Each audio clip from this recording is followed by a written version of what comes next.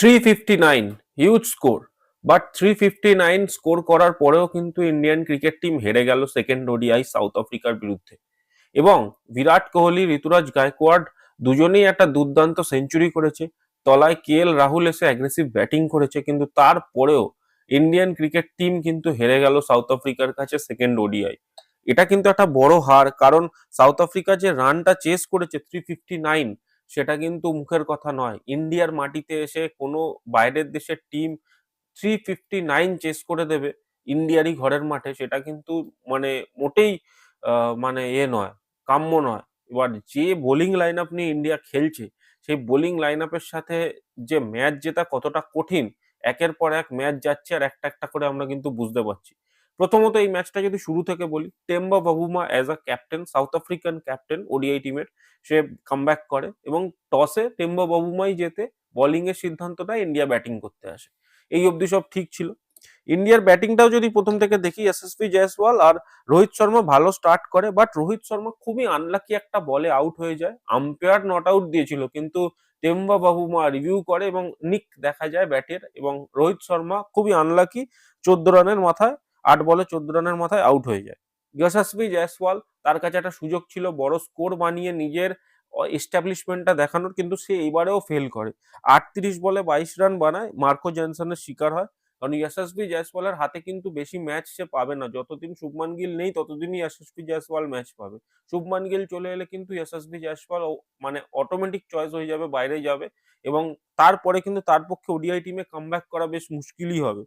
বিরাট কোহলি, যত কম কথা বলা যায় ততই ভালো, কারণ বিরাট কোহলি থামার নাম নিচ্ছে না।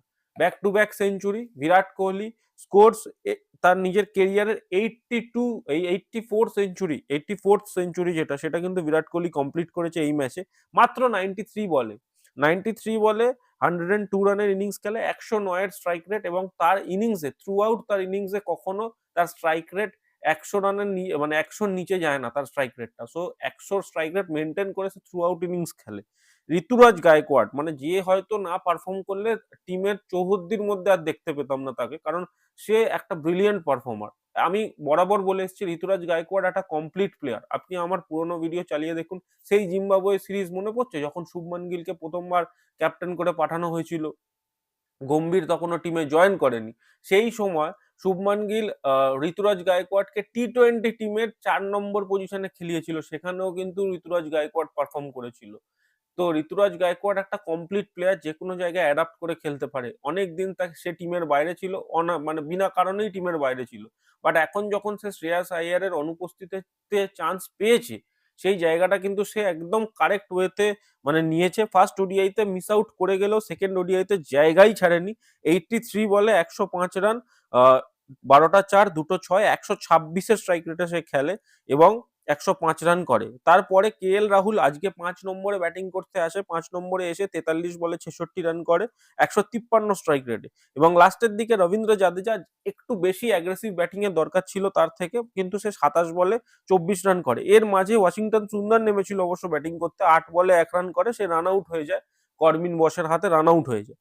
বাট ইন্ডিয়ান ক্রিকেট টিম কিন্তু ইন্ডিয়ান ব্যাটিং এর দৌলতে 358 রানস বানিয়ে ফেলে 5 উইকেটের বিনিময়ে, যেখানে মার্কো জনসন 2টো উইকেট নেয়, ডুঙ্গি এঙ্গেডি একটা, ও নান্দ্রে বার্গারের একটা, এবং বাকিটা রান আউট ছিল। সো যেটা ওয়াশিংটন সুন্দরের উইকেট ছিল সেটা রান আউট ছিল। সো ওভারঅল ইন্ডিয়া কিন্তু 358 রানস করে। আমরা সকলেই সেলিব্রেট করতে থাকি বিরাট কোহলি সেঞ্চুরি, ঋতুরাজ গায়কোয়াড়ের সেঞ্চুরি।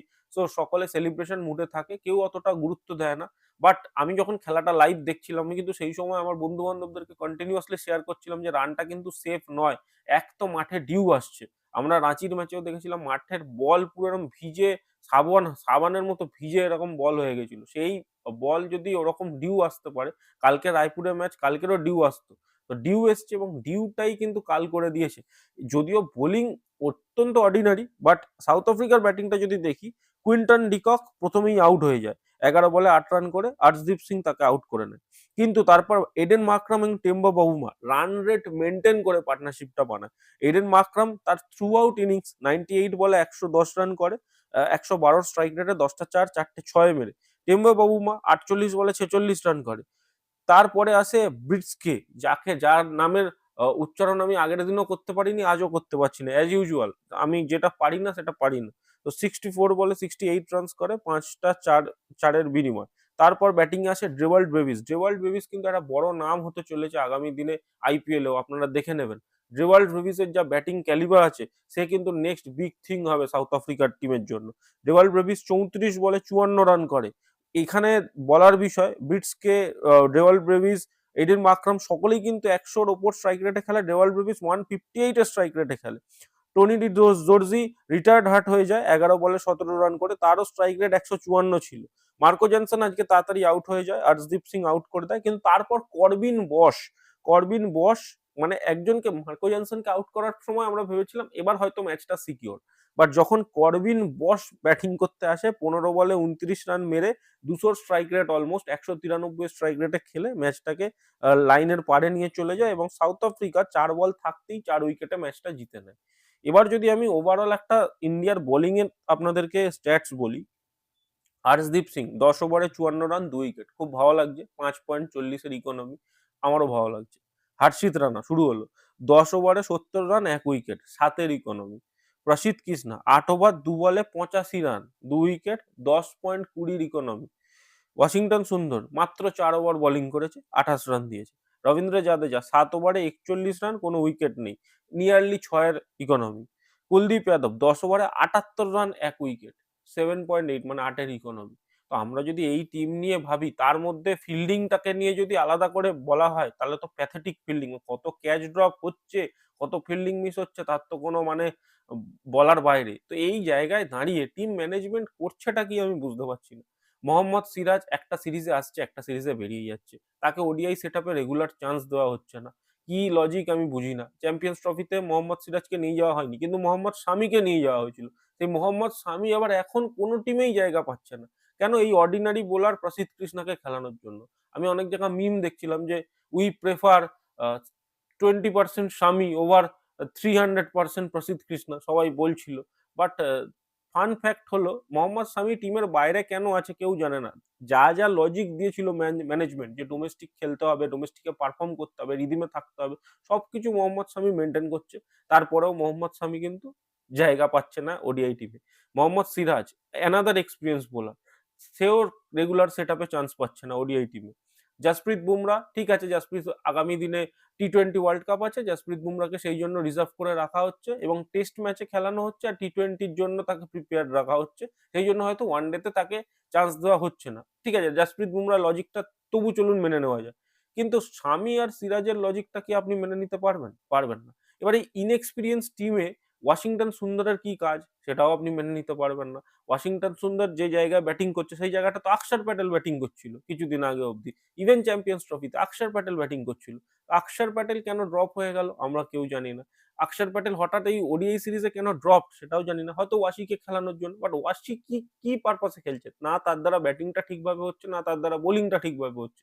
তো আমি যদি এই ডিবলি ডবলি জায়গাতেই রয়ে যাই, আমি কি করাতে চাইছি আমার কাছে মেন্টালি ক্লিয়ারই নয়, আমি এই প্লেয়ারটার থেকে কি চাইছি সেটা, তাহলে টিমের মধ্যে তো একটা ডিসব্যালেন্স তৈরি হচ্ছে, এটা সবাই বুঝতে পারছে। টিমের মধ্যে মানে অক্ষর প্যাটেল যে জায়গাটাকে তৈরি করলো, সেই জায়গাটা এখন হট করে ওয়াশিংটন সুন্দরকে ঢুকিয়ে নতুন করে খেলাবার কি মানে লজিকটা কি দাঁড়াচ্ছে কেউ বুঝতে পারছে না, কিন্তু সবার কাছে এই লজিক গুলো মানে অধরা, যে কি হচ্ছে টিমটার মধ্যে। কে এল রাহুল 5 নম্বরে এসছে, ভালো ব্যাটিং করেছে, বাট কে এল রাহুলের সাথে লাস্ট 10 ওভারে আমরা মাত্র 78 রান করেছি, এটাও বুঝতে হবে। লাস্ট 10 ওভারে কিন্তু আরো বেশি রান যেত। যে জায়গাটা তৈরি করেছিল ঋতুরাজ গায়কোয়াড় এবং বিরাট কোহলি, সেই জায়গাটা থেকে কিন্তু 400 রানের নিয়ারলি ফিনিশ হওয়ার কথা ছিল, সেই ফিনিশটা করতে পারেনি। আর একটা কথা কিন্তু অবশ্যই মাথায় রাখতে হবে, ইন্ডিয়ান এই যে নভেম্বর ডিসেম্বরে খেলাগুলো হয় ইন্ডিয়াতে, সেইগুলোকে কিন্তু একটু আগে স্টার্ট করতে হবে, অন্তত পক্ষে 12টা 11:30টা। কারণ রাতের দিকে ডিউ যে পরিমাণে বেড়ে যাচ্ছে, এই ডিউ নিয়ে কিন্তু খেলা চারটিখানি মানে এরকম বল এরকম সাবানের মতো ভিজে কালকে, স্পিনারদের দিয়ে বোলিং হতো না কালকে। কোয়ালিটি ফাস্ট বোলারই দরকার ছিল ম্যাচটা বাঁচাবার জন্য, যেটা ইন্ডিয়ার কাছে নেই। আনফরচুনেটলি আর্শদীপ সিং ছাড়া কোনো কোয়ালিটি বোলার আমার চোখে পড়ছে না। হর্ষিত রানা প্রথম ম্যাচে ওই ফার্স্টের দিকে উইকেট গুলো নিয়েছিল, ভালো কথা, কিন্তু প্রসিদ্ধ কৃষ্ণার মতো অর্ডিনারি বোলার, তাদেরকে বরং মানে ম্যানেজমেন্টরা বলে না যে সিনিয়র প্লেয়ারদের ডোমেস্টিকে খেলতে হবে, আমি বলবো প্রসিদ্ধ কৃষ্ণার মতো প্লেয়ারদেরকে আগে ডোমেস্টিকে খেলা উচিত, খেলে নিজেদের প্রুভ করে তারপর আবার ইন্ডিয়ান টিম ক্রিকেট টিমে ফিরে আসা উচিত। কারণ মোহাম্মদ শামি, মোহাম্মদ সিরাজকে যে লজিকে টিম থেকে বার করা হয়েছে তার ধার ধারছে না এই সমস্ত প্লেয়ার গুলো। একদম ইকোনমি, ওর্স্ট ইকোনমি। তার উপরে ওর্স্ট মানে বোলিং ফিগার। কোনো দিক থেকেই কাজে দিচ্ছে। আর কুলদীপ যাদবের কিন্তু একটা জিনিস আছে। কুলদীপ যাদব কয়েনের এপার ওপার দুটোই কিন্তু। কুলদীপ যাদব যেদিন উইকেট স্ট্রাইক করবে সেদিন কুলদীপ যাদব আপনাকে ম্যাচ জিতিয়ে দেবে। আর কুলদীপ যাদব যেদিন স্ট্রাইক করতে পারবে না সেদিন কিন্তু আপনি কুলদীপ যাদবের চক্করে ম্যাচটা হেরেও যাবেন। কারণ কুলদীপ যাদব এমন একটা প্লেয়ার, সে কিন্তু উইকেট টেকার। এবার বুঝতে হবে যারা উইকেট টেকার হয় তারা কিন্তু তাদের ইকোনমি রেট কিন্তু খারাপও হতে পারে। এই জিনিসটা কিন্তু আপনাকে মেনে চলতে হবে। আমি এখনো খুবই কনফিউজড যে অক্ষর প্যাটেল কেন এই টিমটাতে নেই। অক্ষর প্যাটেলের ৫ নম্বরে খেলার কথা, অক্ষর প্যাটেল এই টিমে নেই। এটার জন্য আমি খুব কনফিউজড এবং আমার মনে হয় আগামী দিনে টিম ইন্ডিয়াকে সর্ট আউট করতে হবে। শুভমান গিল এবং যখন ফিরে আসবে শ্রেয়াস আইয়ার, তখন কি ঋতুরাজ গায়কোয়াড়কে ৫ নম্বরে খেলিয়ে রাহুলকে ৬ খেলাবে, তাহলে কিন্তু লেফটি যে কনসেপ্টটা সেটা কিন্তু আবার গড়বড় হবে। প্রথম ৬টা ব্যাটসম্যান পুরোপুরি কিন্তু রাইট হ্যান্ডার হয়ে যাবে। সেটাও একটা লজিক। আবার অক্ষর প্যাটেলের কি এই টিমে কামব্যাক হবে সেটাও কিন্তু দেখে নিতে হবে। কারণ রবীন্দ্র জাদেজা কিন্তু ওডিআইতে আবার ফিরিয়ে আনা হয়েছে। তার মানে রবীন্দ্র জাদেজাকে নিয়েও ইন্ডিয়ান টিম ভাবছে যে রবীন্দ্র জাদেজাকে নিয়েও কন্টিনিউ করবে। তো জাদেজা, অক্ষর দুজনই কন্টিনিউ করবে। তার সাথে হয়তো Kuldeep Yadav. So so much messed up. আমার মনে হয় যে ইমিডিয়েট বেসিসে নেক্সট অ্যাসাইনমেন্টেই অন্তত মোহাম্মদ শামি, মোহাম্মদ সিরাজ এদের দুজনকেই কামব্যাক করানো হোক ওডিআই সেটআপে। নইলে কিন্তু টিম ইন্ডিয়ার এই হারের সিলসিলা বন্ধ হবে না। যেমন ভাবে টস হারছে তারা, তেমন ভাবে ম্যাচও হারছে। ওয়ানডেতে আমরা খুব ভালো টিম ছিলাম। আমি না টেস্টটাকে বাদ দিলাম, টেস্টে খারাপ খেলছিল। ওয়ানডেতে টিম ইন্ডিয়া খুব ভালো ছিল। সেই জায়গাটার স্ট্রেচারটাও ধীরে ধীরে নষ্ট করছে। রোহিত বিরাট করে আমরা হাইপ করছি, তারা পারফরমেন্স করছে, তারা কোনো ইস্যুই না। তারা পারফর্ম করে তারা টিমে আছে। আর বাকিরা, হোয়াট অ্যাবাউট দ্য রেস্ট? বাকিদের তো কোনো পারফরমেন্স আসছে না। সো এই ছিল আমার ভিডিও। আপনাদের কি মতামত ডেফিনেটলি কমেন্ট করে জানান। আর আপনাদের কি মনে হয় এই টিমের কি পরিবর্তন হওয়া উচিত সেটাও কমেন্ট করে জানাবেন। ভিডিওটা ভালো লাগলে লাইক করবেন, শেয়ার করবেন এবং চ্যানেলে নতুন হয়ে থাকলে চ্যানেলটাকে ডেফিনেটলি সাবস্ক্রাইব করে দেবেন। এই বলে আমি ভিডিওটা শেষ করছি। ধন্যবাদ।